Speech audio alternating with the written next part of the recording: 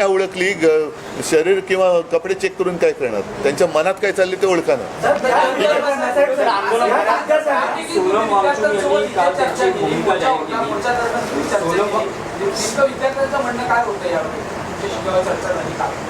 आलं नाही तुमच्यापर्यंत?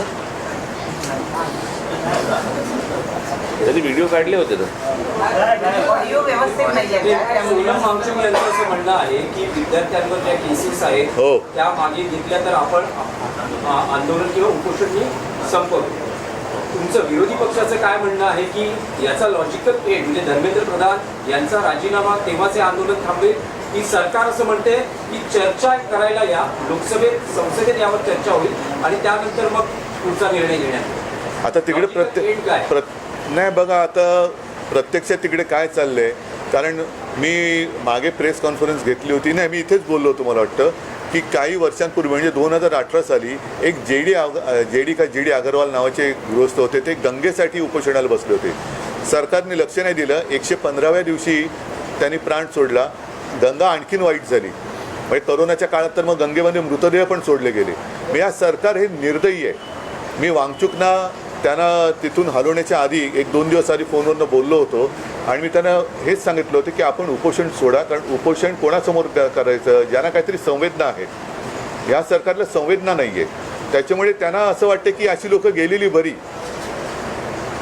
बरी, म्हणजे एकदा काय ते सगळं स्मशान शांतता होऊ द्या. पण तसं दिसत नाही आहे. अनेक जण आता प्रत्येकाच्या मनामध्ये ही ठिणगी पेटलेली आहे. त्याच्यात तुमचा जो विषय आहे की धर्मेंद्र प्रधान, शेवटी मग जबाबदारी कोणाची आहे? जे जबाबदार आहेत त्यांना सोडणार नाही. मग धर्मेंद्र प्रधान पहिले जबाबदार आहेत, त्यांना का सोडत आहे? आणि धर्मेंद्र प्रधान पण कोणी एकेकाळी पेपर फुटीच्या विरुद्ध रस्त्यावर उतरले होते असं म्हणतात, जे आता विद्यार्थ्यांचं नशीब फोडत आहेत. तुम्हाला काय वाटतं की चर्चेतून सरकारमध्ये चर्चेला यातून मार्ग काढ? तुम्हाला असं वाटतं की चर्चेतून मार्ग हे सुरुवातीला करायला पाहिजे होतं ना.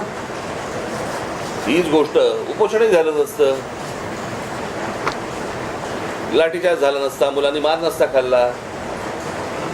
काय झालंय आता, घराघरामध्ये हे सगळं पोहोचलेलं आहे आंदोलन. त्याच्यामुळे सरकार आता बॅकफूटवरती गेलं आणि म्हणून आता ते सांगतात की आमच्याशी चर्चा करायला या म्हणून.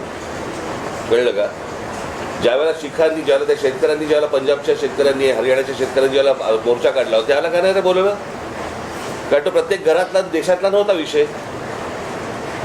आत्ता त्यांना अंदाज आला या सगळ्या गोष्टींचा. त्यांच्याकडे पण यंत्रणा आहेच त्यांच्याकडे, की अंदाज आला की हे घराघरात पोचले आणि घराघरात पेटले.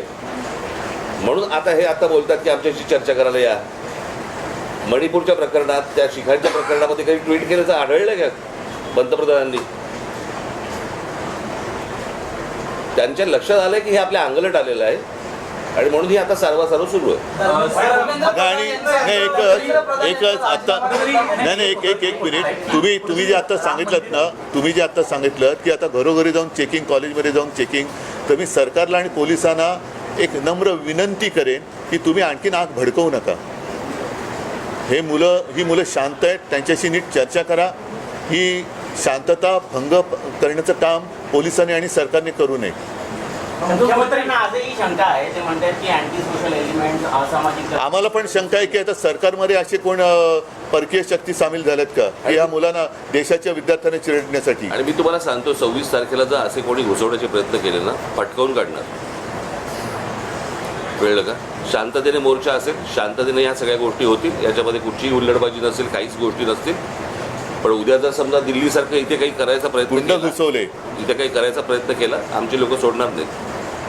सर, हे सगळे उद्याचे मतदार आहेत, हे सगळे ह्या सगळा आक्रोश जो आहे तुम्हाला वाटतं का मतपेटीतून दिसेल? कारण आधी आपण ते हा विषय मतपेटीचा नाही आहे. पहिली गोष्ट तुम्ही लक्षात घ्या, आत्ता हा विषय मतपेटीचा नाही आहे, हा विषय कुठच्या निवडणुकांचा नाही आहे, हा विषय आहे त्यांच्या न्यायाचा.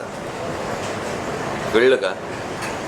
उद्या परीक्षेला बसलेले हे सगळे विद्यार्थी उद्या विद्यार्थी आत्महत्या करतात, याचा अर्थ काय समजून घ्या ना. इथे मतपेटीचा विषय येतो कुठे? पण ज्या प्रकारचं देशामध्ये सत्ता राबवली जाते त्याच्या विरुद्धचा राग हा मला असं वाटतं प्रत्येक राज्यांमधून बाहेर येतोय. ही सर्वात महत्त्वाची गोष्ट आहे. नाही, पण असं नाही.